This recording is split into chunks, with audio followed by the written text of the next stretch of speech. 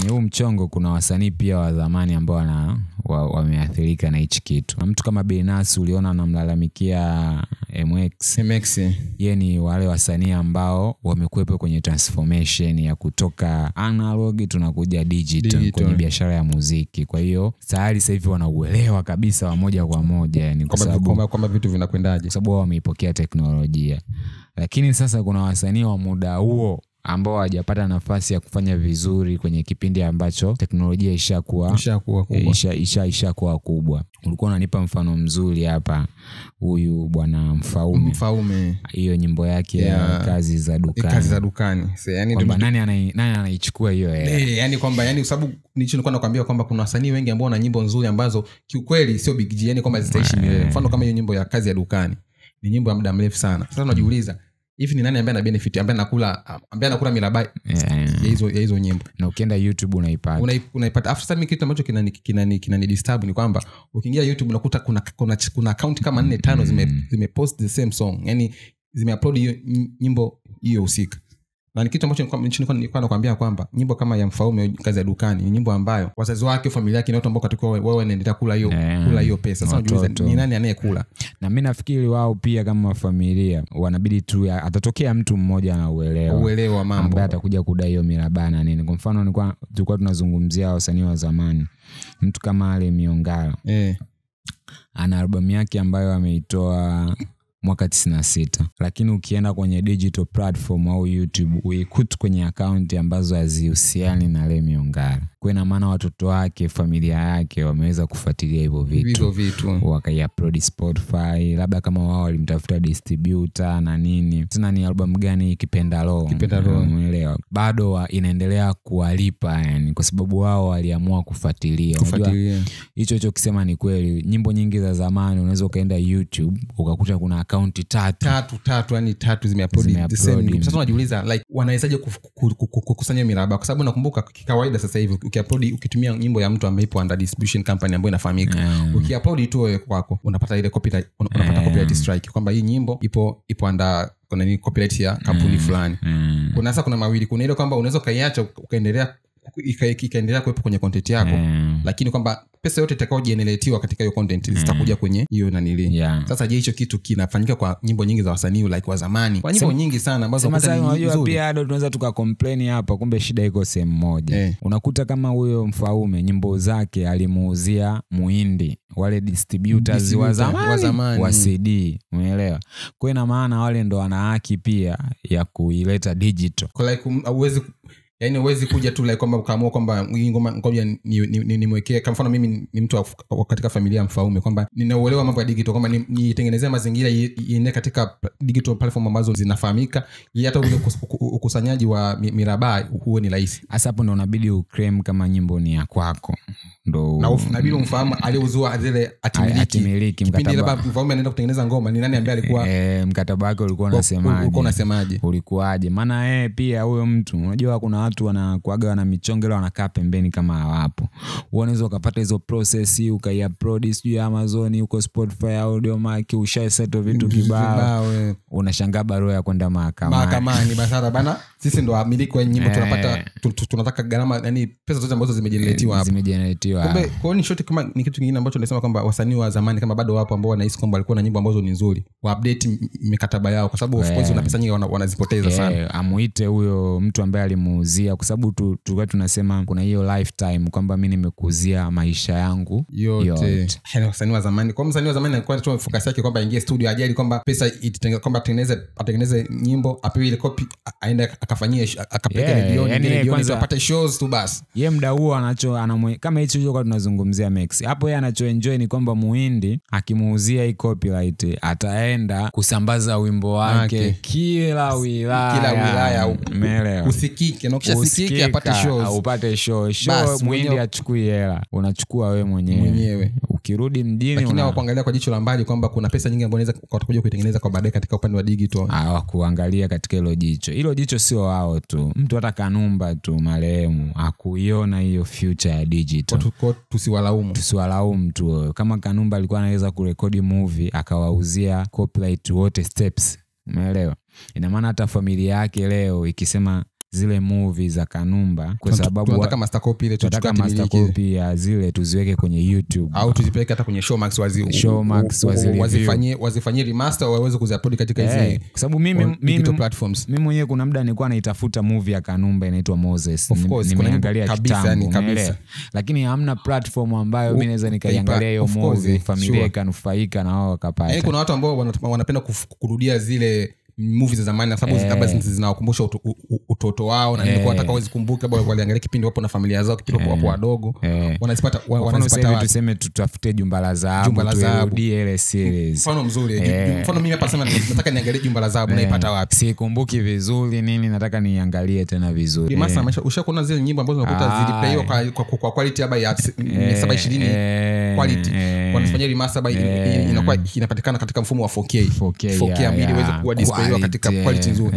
Hata mfano mzuri mtu anachukua haba ile movie ya Jumba la Dhahabu labda mkute ilishitwa katika quality ya 720 kibox 10 ya jefit wanachukua wanafanyia remaster inapatikana katika mfumo wa 4K inatoka katika digital platforms unaiuza tena unaiuza vizuri tu watu kama Showmax unawauzia unaangalia kwa sababu of course sababu kuna watu ambao like wanatamani itakuwa ni biashara kubwa sana watu watakuwa wanajua kabisa kwa sababu mimi hata hizo scene sizikumbuke za kabisa lakini kuna ile namna unataka kurudia labda kuna kipande fulani unataka ukirudie au hata mfano hata movie ya Nsiuka unataka niangalie kwanza unaipata wapi mfano kama sasa mimi ningetaka kuangalia movie ya Nsiuka naipata Saladini naipata wapi wao walivyomuuzia Muhindi Steps alipiga hela hadi akalizika alirizika yani hata wewe ukimwambia sasa hivi mambo ya digital hela yake alishapiga muda mrefu yani kwa sasa hivi labda familia yake labda au pia Steps wao pia hapo kuna kauli moja umesema hapo sasa hivi unaweza kusema wamelizika haba akachukua mtu lesebe Julie Taxi achukue movie yake ile ya Jumba la Dhahabu aifanyie master ipeleke Showmax mara unashukia step wanaibuka bwana wewe tulishakupela sisi tushamalizana vipi tena sasa inabidi msanii awatafute steps unaenda kuwaomba jamani sasa hapo mna review mkataba bwana mimi nilikuuzia kama CD lakini sasa hivi tunaweza tukaiuza digital kwenye kiasi ulichonipa kile inabidi usinipe hela sasa hivi tutakuwa kwa asilimia labda 50-50 Jumba la Dhahabu ndio ilikuwa inaruka TVT kwa TBC1 nakumbuka ilikuwa TVT ndio ilikuwa inaruka kipindi hicho. Sasa Kanumba na movie nyingi sana na ukitaka kujua kwamba kipindi kile walikuwa wana enjoy zile hela wanapewa na Muhindi walikuwa wanatoa pia movie bila mpangilio yani ndani ya mwaka mtu anaweza akachia movie 6-7 kwa sababu anajua akishuti tu anaenda kumuuzia Muhindi anasambaza na kipindi hicho sijui idea part 1 na part 2 alikuja nayo nani kwamba anauza copy ya kwanza kama part 1 baadaye anauza nani anauza copy ya pili kama part 2 umeelewa kuna movie moja nimeikumbuka ilikuwa na hadi part 4 kama movie kama misukosuko movie kama misukosuko mfano kama kabisa yani kuna movie ambazo niseme sasa hivi naweza nikakana kazi angalia kama misukosuko yani ilikuwa zina story nzuri sana J plus na Seba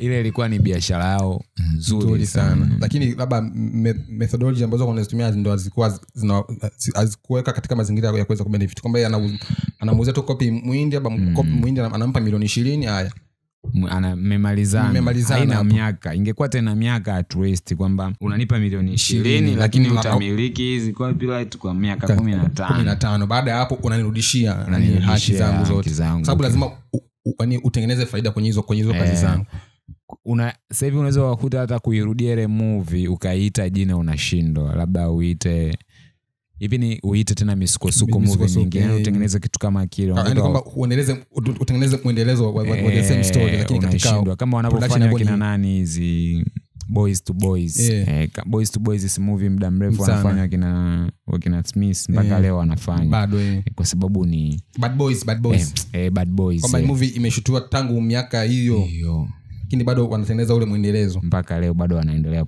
wanafanya hicho kitu ni kwa sababu watu waliingia kwenye mikataba inayoeleweka umeelewa na ubaya hata wale waigizaji wanaoigizaga kwenye zile movie pia wao pia hawana mikataba hivi yeye unamuita ana rekodi scene yake anakula 30,000 40,000 basi. Tena huyu ana bahati, wengine watakwambia tunakupa platform. Tunakupa platform. Kauli pewa underground katika industry yote kwamba tunakupatia platform. Tunakupatia platform. Platform vipi wakati ni biashara inaenda kuuzika, wanaenda kuona watu kibao. Wewe unakubali kwa sababu unaambiwa unapewa platform na nini. Ila kuna wasanii kibao wameigiza movie ambazo zimefanya vizuri, wana maisha magumu sana. Tena bongo movie. Tena mimi nadhani bongo movie ndani wameigiza movie ambazo zimefanya vizuri, zimeuzwa Tanzania nzima, lakini wewe tayari Kanumba alikupa 50,000 yako, alikuita akakwambia sikia, wewe utacheza scene ya kufungua gate hapa. Yaani utakuwa unafungua gate, wewe ni mlinzi. Poa. Yaani analipwa kwa siku bana, tukupatia shilingi 10,000 kwa siku. Yaani wewe unapita kwenye gate pale tu basi. Kwanza unajua unaenda kuwa maarufu wewe. Ni CD tu utakuwa maarufu. Ila ndo wale tulikuwa tunashare kuongelea kwenye episode moja, tunatengeneza maarufu ambao hawana hela. Maarufu ambao hauna hela. Ambao baadaye wanakuja kulalamika mtandaoni, wana depression.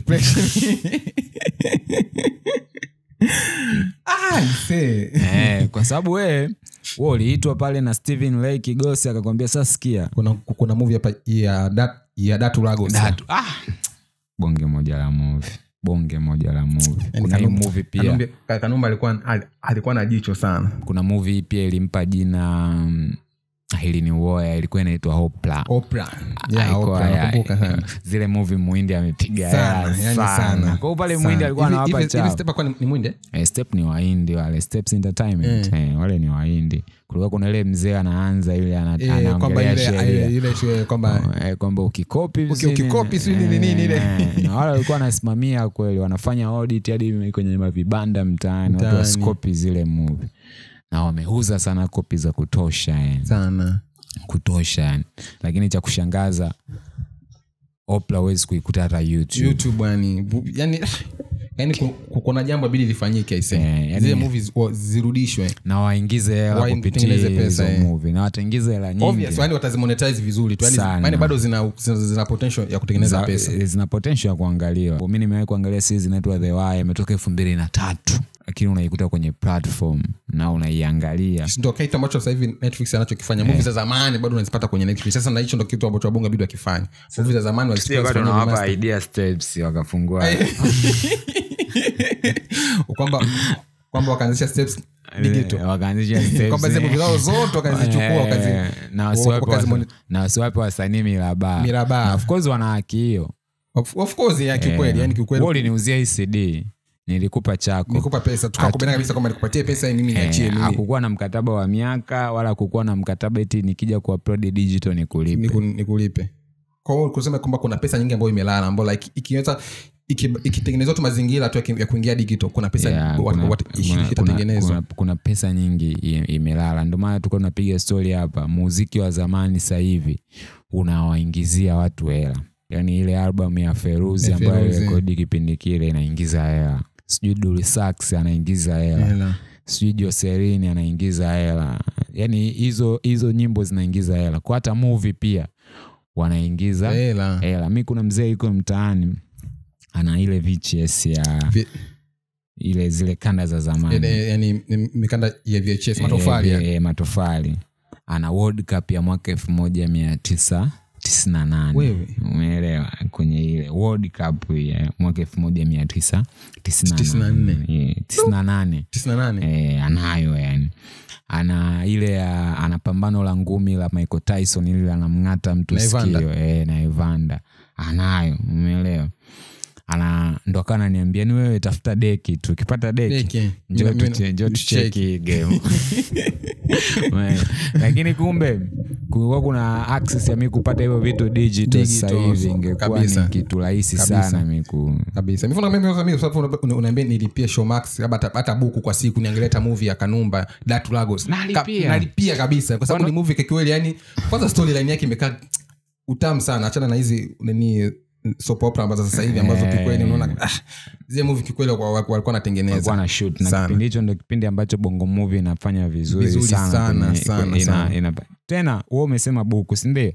Wajua hiyo ndio bei ambayo tulikuwa tunalipia kukodi CD. Sababu kulikuwa kuna library mikanda yale, kama unatoa buku unatoa mkanda unaenda kuangalia unarudisha. Umeona tulipotoka. watu walikuwa hawataki kukuuzia CD. Na wewe unasemaje ninunue hii CD? Ndio nikishaiangalia hapo inakuaje yani unakuta kuna mamikanda mengi ya nini, ni bora nende nikakodishe buku nije niangalie, kimaliza narudisha. Ndio kama kuangalia kitu online, unalipia buku, unaangalia, unaiacha pale. Usambazaji wa mimi naweza kusema usambazaji wa zamani ulikuwa professional kinoma, yani kwa kipindi kile. Yani ule ukusanyaji wa miraba kipindi kile ulikuwa ni rahisi, yani like tuseme kwamba ni rahisi kwa sababu mtu unaangalia kopi, unarudisha, yani step anakuja na zile masakopi. Wasambazaji waliwaibia watu waliokuwa wanazalisha kabisa, yani wale wasambazaji walikuwa wanapata piga pesa, lakini of course pia waliwanyonya na niliwatengenezaji. Imekuja digital ambao ni kazi kuaudit, ni kazi kufanya marketing, ni kazi yani inabidi kama ndio choko unasema kwa msanii inabidi uwe na team, yani team ambayo inaelewa mambo. Yani unavyoamua kuingia msao kwenye pale unapokuwa unaanza unakuwa unajitafuta, lakini inabidi uinvest katika team ya ambayo ina watu ambao wanaweza wakaona mbali, kama usibae na hela. Labda wewe ni msanii umetoa nyimbo ina hit, unapigiwa na simu na kumshikaje anakuambia mimi niko London, sasa nataka tuanze kudistribute muziki wako. Tunataka tu distribute muziki wako wote ambao umewahi kutoa na huo na ambao utatoa tena.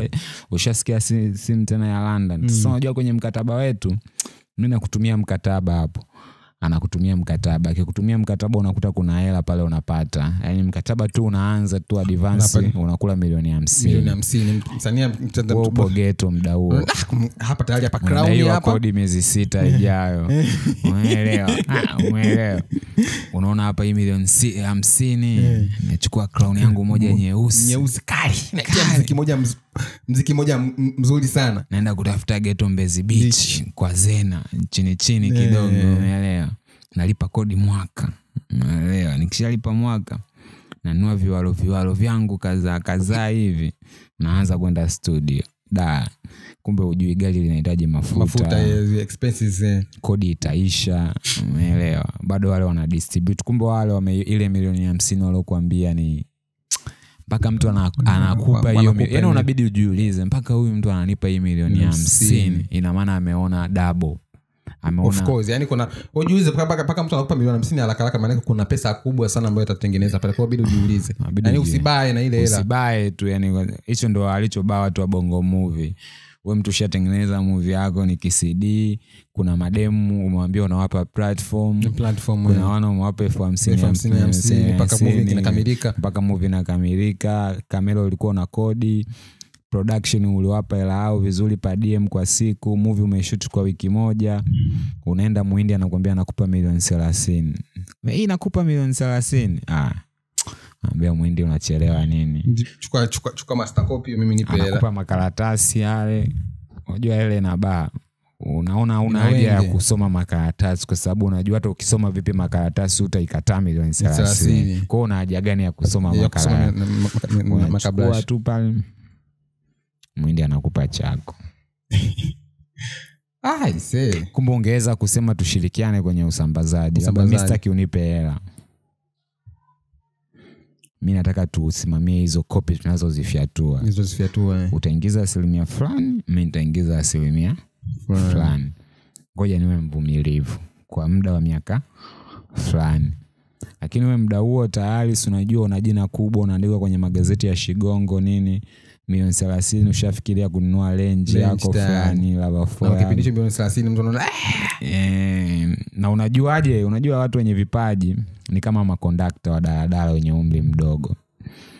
Huwa wanaamini kwamba nitarudi tena studio nitatengeneza nyingine. Ni kama shooter na conductor ambaye ana uwezo wa kutengeneza 40,000 kwa siku. Lakini hana maendeleo, hana hata ghetto, anarudi analala kwenye mazingira yale ya garage. Akiamini kwamba kesho nitaingia barabarani nitapata hela nyingine haraka. Na akitoka huko atapiga msosi mzuri, atatafuta manzi, atampa hela, atakunywa pombe yake safi, atakaa, atapiga story. Matokeo yake anajua mimi kesho nitaingia tena barabarani, nitaingiza tena hiyo 40,000. Unaelewa? Ndio kama watu wenye vipaji, yani watu wenye talent. Kama hivyo mtu anaona nimetengeneza hii movie nimepewa milioni 30, lakini na idea ya kutengeneza movie kali kuliko hata hii nilioiuza 30. Sasa kwa nini simuzie tu hiyo movie afu mimi nikarudi? Umeelewa? Sasa jiulize ulivyo na demand, wakati amekupa hiyo milioni 30 anaendelea kukupigia umtengenezee movie nyingine mpya. Wakati huo muda na kukupigia simu ndio muda ambao ulitakiwa uweke sasa demand zako. Mwambie sasa, sikia, usulinipa milioni 30 ndio.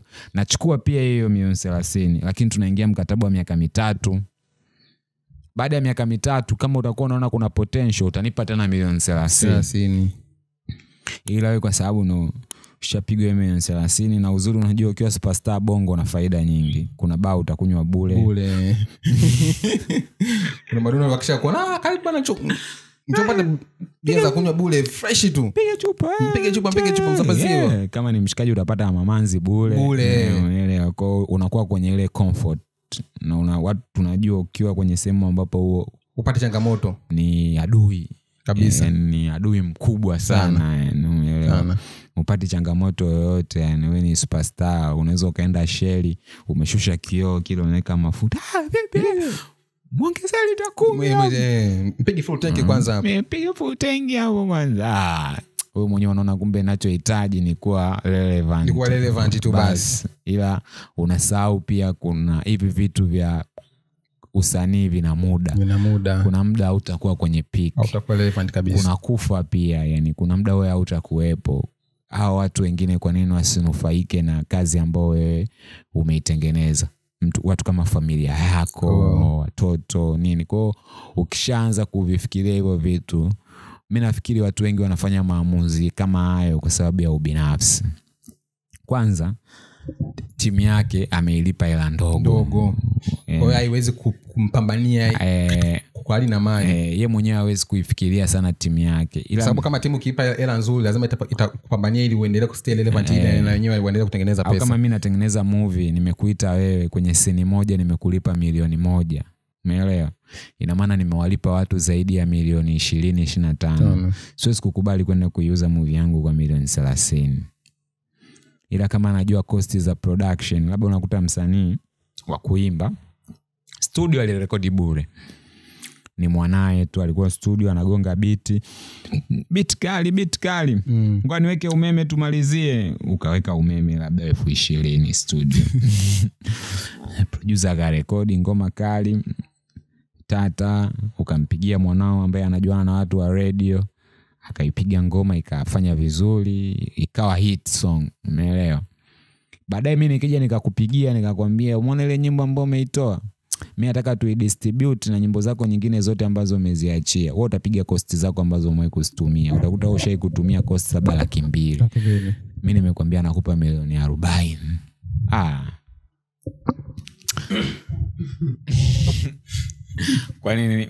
Kwa nini usibae? Kwa nini ukatae? Yani wewe mwenyewe unajiuliza, hisi kama na beti, yani hizo, yani kama ni mkeka umechanika, yani kama odds kwenye kubeti niliweka betting yangu afu imekubali, yani kama umebeti buku afu unaenda kushinda milioni 3.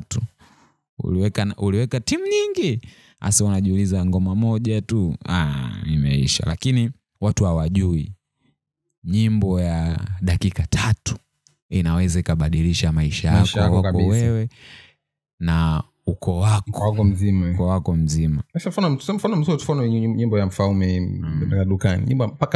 Nyimbo namchua paka na miaka itaenda kwa sababu iko relevant kwenye kila kizazi, lifetime kabisa. Hata hii nani anaitwa na Mataruma, nafikiri kila siku vitu vinapanda bei. Anakula miraba ya Saida Karoli. Huyo jamaa I say huyo mtu kama mtu ameibiwa kama Saida. Saida of course, yani sababu elimu pia exposure, wewe tayari wanataka kufanya. Semaje, kuna interview yake moja nilikuwa namsikiliza, anakuwa anasema kipindi alikuwa na huyo boss, huyo mtu ambaye alikuwa anamsimamia, akimwita njoo tupeke kwa mimi haina shida tu, wewe pesa yote utakao nilipa, kwa sababu yeye alikuwa anafanyia for passion, alikuwa anafanyia kwa kupenda. Kwa pesa yote itakao toka mimi haina shida, mradi amepata hiyo studio session na nini, akaenda kule ndani akapiga visho akapiga pia hana shida. Nyimbo za tungekuwa tunaenda kiwalisia, Saida alikuwa ni mtambia katika na pesa nyingi sana. Angekuwa tajiri sana. Angekuwa kwenye list ya wasanii ambao wana hela nyingi nchini. sana, so kidogo. Hata Rose Muhando ba.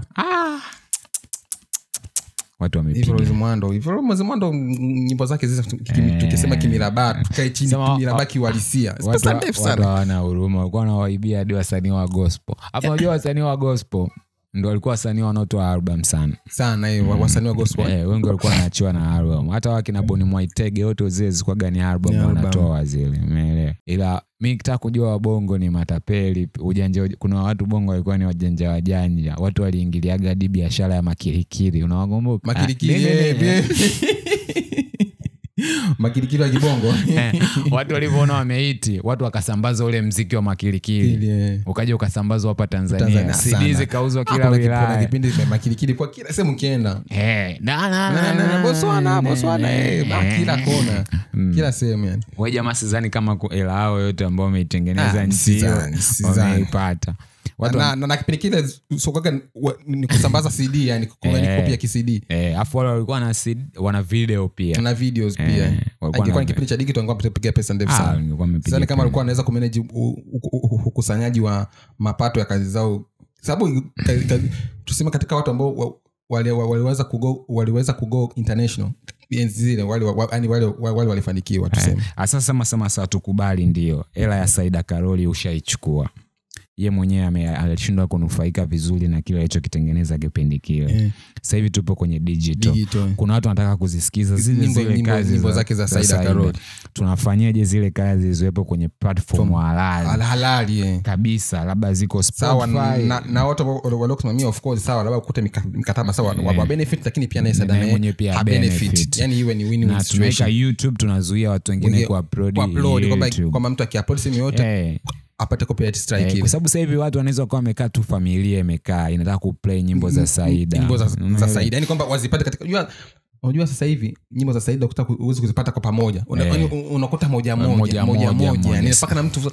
Na mimi sometimes ninakuwa kuna nyimbo za Saida nazifahamu, lakini siwezi kufahamu ilikuwa inaitwaje. Lakini kama ukitokea mfumo ambao like kwamba nyimbo naweza nikaipata katika mfumo ambao mmoja, kwamba naingia kwenye kama ni YouTube nakuta playlist ya Saida, nyimbo zake zote album zimewekwa katika playlist ambayo ni nzuri, ni rahisi kwamba hata unaingia kwenye account yake ambayo iko verified, umeelewa? Yani kwamba ni Saida Karoli official kabisa, official huyu hapa, kwamba aanze kuingiza hela kwa hicho ambacho amekitengeneza miaka hiyo.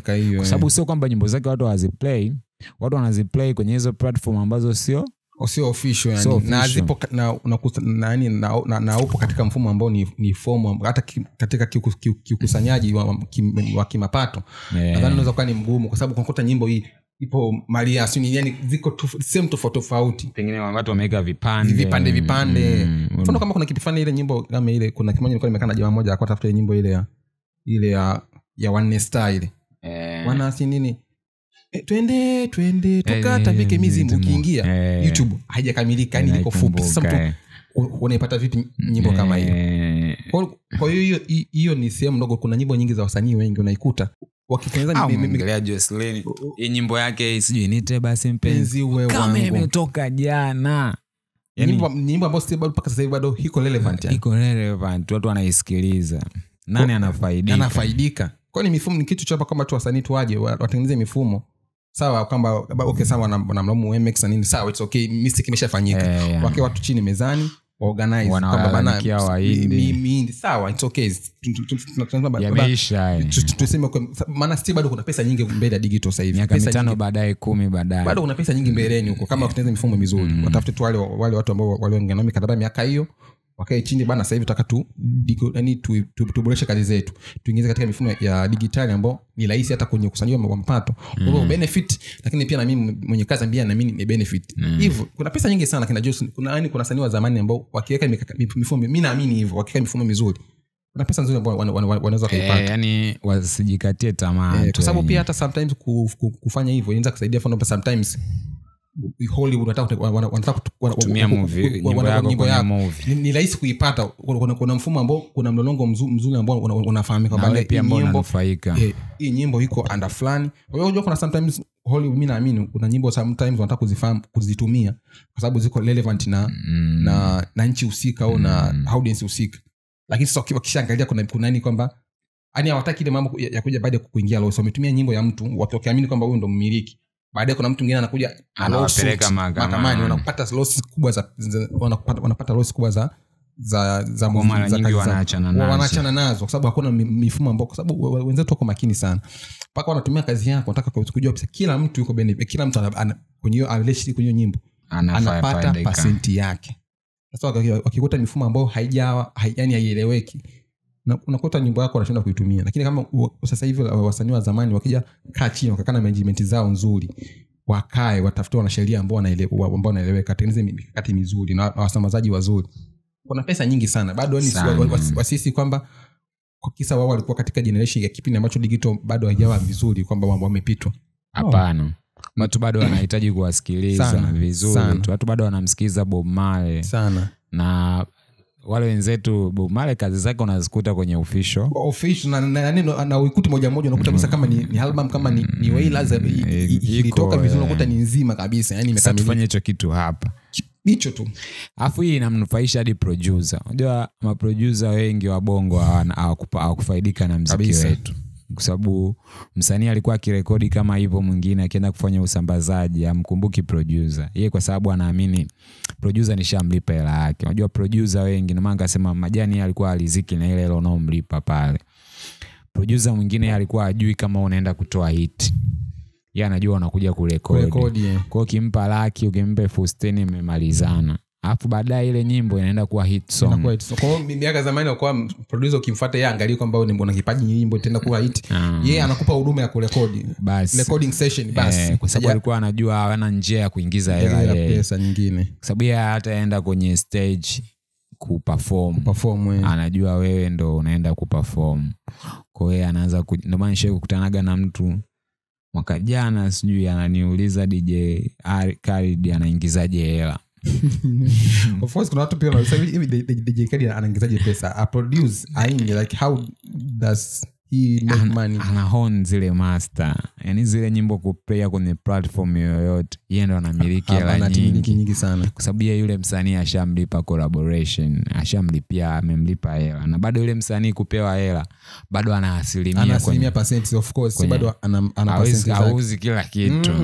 Biashara hiyo sasa hivi hakuna, sidhani kama mtu unauza haki zako zote nige changu niteketee. Hapana. Na kama mtu una msanii lesi mtu polemiza, so unafanya kitu unakosea sana. Upashi kuuza na nidhamu. Na ukifa watoto wanakulaani. Watoto wanakuwa nakulaani. Baba yule pale tunamsikia kwenye radio, lakini zake zinapigwa, lakini hatuoni chochote, hatuoni matunda yote. Hatupewi hata 100. Inakuwa mimi sasa hivi kuna watoto ambao wazazi wao let's wameimba nyimbo Marekani huko miaka 60. Still mpaka sasa bado wanatengeneza pesa. Yani kuna mifumo ambayo imewekwa kwamba mpaka sasa hivi familia bado kuna percent wanaingiza hela. Tena ambayo inawaweza kualisha kila siku So kwamba hela tu inaingia tu wamekutumia milaba sio. Watu wana hela ya kukulipa kila siku. Kwa mfano mtu kama Ngwea, mamake anapata hiyo hela kutokana na muziki wake, matunda anayapata na yaona. Kuna mtu kama Samwa Ukweli familia yake inapo na nyimbo nzuri na zipo zinakuwa play YouTube. Nani anachukua hiyo inafika watu wanaiaudit kwenye hizo platform nyingine, pia watu wanajua ikoje uko Boomplay, uko Spotify, uko Audiomack. Afu watu hawajui siku zinavyoenda ongezeko la watu kutumia hizi platforms za kusikiliza muziki inakuwa kubwa. Ukitaka kujua hiyo, fanya tathmini watu wanaoweka vibanda vya kuweka muziki kwenye memory card. Sasa hivi biashara yao ni ngumu. Hiyo biashara kama ipo hapo hakuna. Kuna sehemu hivyo vibanda bado vipo hado, sema hujatembea. Sema tu wapo bado watu wanaweka nyimbo kwenye memory card. Mtu anachukua flash au anataka simu awekewe nyimbo kwenye simu. Aweke nyimbo kwenye simu. Bado watu wapo. Bado yani kuna sehemu bado wapo. Sema sasa biashara yake ndio inaenda inakuwa inashuka chini. Lakini sio tu mbali. Ukienda Tegeta, labda Tegeta kwa Ndevu huko wapi, kuna mtu unakuta ameweka kompyuta yake, laptop chake pale kama tunaingiza muziki kwenye simu. Wala hapo walikuwa wanatakiwa wewe jela wale. au na wenyewe walikuwa wanapewa deal na distributor and distributor kwamba bana kuna percent bana usambaze wimbo. Sasa zile zinaenda zinapungua, na kama zinapungua ina maana watu wanaenda kutafuta nyimbo kwenye platform sahihi. Hata kwenda sijui ku download sijui kwa DJ Mwanga sijui Beka nani sijui inaenda pia inapungua, inapotea. Watu wanajua kabisa nikienda Audiomack hapa Afrika wanaitumia sana bongo kwa sababu ni bure zaidi kuliko hizi platform nyingine. Kwa mtu ongezeko linakuwa yani la watu kutumia hizo platform. Kwa mtu kama Saida Karoli ana uwezo wa kuingiza hela mpaka akaacha kulaumu hela ambayo amewahi kuipoteza. Tena kama huyo jamaa alimuibia mikataba ilikuwa ieleweke, ina maana kwenye mkataba mpya na renew inaweza ikawa ni haki zake zote ni zake. Anakatengeneza mazingira kwamba awe na asilimia kubwa. Kwa sababu of course yule ambaye yule mtoke mwanzo hatuwezi kumtoa kwa sababu Stia na yeye ana mchango, kwa sababu kuna aliweka pesa ya studio session na kama nini usambazaji na nini aliinka hizo cost of course, lakini at least kwamba wakilinyu mikataba kwamba kuna percent hata Saida atakapata 60 wengine akapata kama kila 40 kwa sababu ni mfumo mwingine wa kidigitali. Mfumo mpya kabisa wa kidigitali. Na of course hahitaji tena kufanya marketing kuambia watu mimi na nyimbo zangu kwenye hizo platform. Yaani wewe tayari ni legend. Ni legend. Yaani ni kuweka tu mifumo mizuri ya kwamba hata wewe ukiondoka wajukuu zako ile pesa bado wataendelea kuipata kama kazi za bibi bana. Bibi bwana bibi. Alikuwa kabisa mtu mmoja celeb kabisa. Tunakula pesa zake hizo hapa. Hivyo. Tunakula hela ya Michael Jackson. So mimi nadhani hata kama nyimbo kwamba haikuwa hit song, nyimbo inaishi. Na mifumo sasa hivi ya kidigitali kwamba nyimbo yani na inaweza ikaibuka. Digital footprints ni ngumu sana kupotea kama ukitengeneza mazingira mazuri. Kama ukiweka misingi mizuri kama album zako kama Saida Karoli kazeka pale ni miaka na miaka zitakaa zinaishi. Na unajua ndo kama hiyo watu wanatumia lyrics, labda wanatumia beats ambazo wamewahi kuzitumia vionjo lakini hawampi hela. Alikuwa na complain hapa kuhusu Dasa aliwahi kutoa wimbo akatumia neno chambua kama karanga. Chambua kama karanga. Umeona Saida alivyo complain Dasa kwenye kujilinda kwake ni kwamba yani wapi ni haki yako na ile yani kwamba kwa sababu hakuna mifumo ambayo ni rasmi. Mtu anaona kwamba wewe yani Simba wewe tutumie tu ule ushikali, lakini una haki ya kuja kuniambia kwamba yani wewe umiliki wako wapi. Lakini kumbe hata ile neno chambua kama karanga ile ni neno ni atimiliki ya Saida kwamba ni trademark chambua kama karanga. Hapo kuja ukanijibu kaniambia eti hilo ni jina fulani la Kiswahili lipo tu. Kama lipo katika industry ya muziki ile ni trademark cha ukitumia katika upande wa nini kama chambua kama karanga ile ni trademark yako. Ukitumia sehemu nyingine kwenye kuongea sawa, lakini yani mkuta ile of course sababu ni neno ambalo ni common, uweze kusema kwamba uweze kumiliki neno lakini unalimiliki katika mantiki ipi, kwamba katika mtu yote akitumia katika upande wa music industry chambua kama karanga ile ni atimiliki akulipe. Yani sasa hivi eti kwa sababu mimi ni Mtanzania uende Marekani au sehemu yote kimataifa utengeneze t-shirt za hakuna matata uuze, wakati kampuni ya nini wanaitwa Disney au jamaa wa katuni Disney wamelipia trademark ya lile neno. Hakuna matata. Limelipiwa lile mzee. Uwezi kulimonetize tena. Hakuna matata. Limelipiwa yani. Yani uwezi kutoka tu wewe ni brand Adidas sijui au nini. Wakaprint yani hakuna matata. Clothing line kwamba ukaka yani clothing line kwamba kukaita hakuna matata. Mna kitu kama hicho yani. Yani hiyo ni kitu kigumu sana. Na hisi hata nani hivi ni Guna kuna ngoma yake anatumia neno hakuna matata. Na hisi amewalipa pia au jamaa. Amewalipa yani kwa sababu wana wameliweka kwenye trademark. Ni biashara watu wameilipia kwa sababu wao pia ndo wamelifanya liwe maarufu duniani. Baada ya kuingia ipo kwenye katuni gani ni Simba nini Mufasa Lion King baada ya kuwa kwenye Lion King.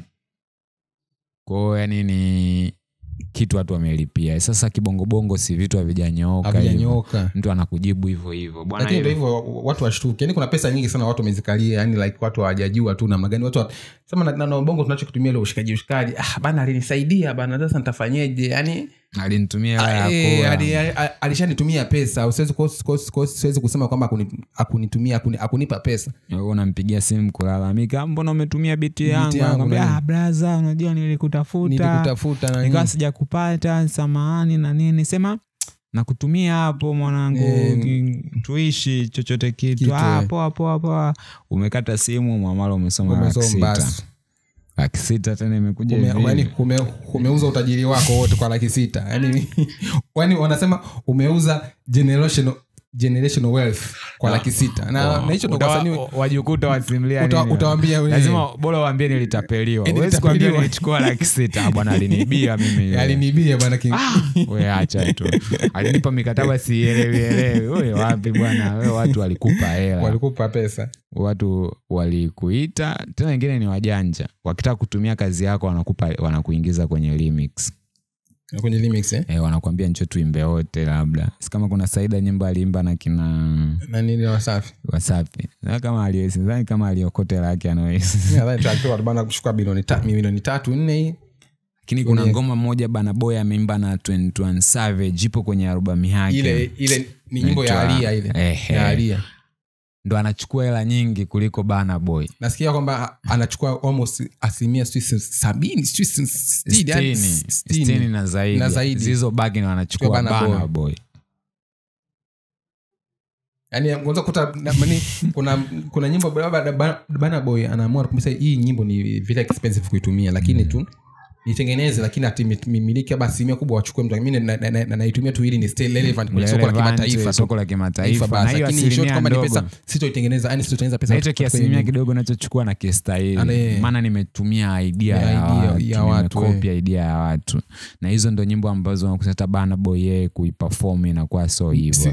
Yani nyimbo tumetengeneza kwamba aiweke kwenye album, ile album stay relevant kwa watu, kwa soko la Marekani. Ukisikia kile kisample cha Alia juzi hapa nimesikia IP mpya ya Mbosso. Kwenye nyimbo zake ame remix na nyimbo za zamani kama Abu Shoki ile nini. Wameokota hapo sasa.